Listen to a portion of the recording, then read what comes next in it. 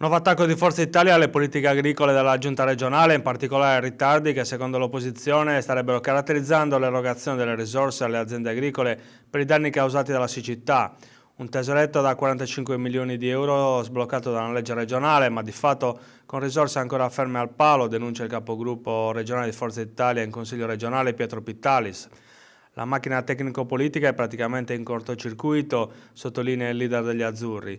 Quanto sta succedendo è davvero incomprensibile perché l'impegno delle forze politiche andava per la destinazione immediata delle risorse previste dalla normativa.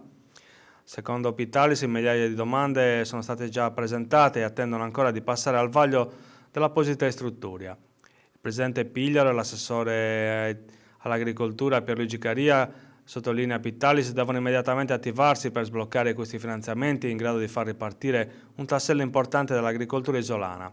Le lungaggini stanno infatti penalizzando il mondo delle campagne, già soffocato dalla crisi senza fine, visto il crollo del prezzo del latte e la siccità dell'ultima stagione.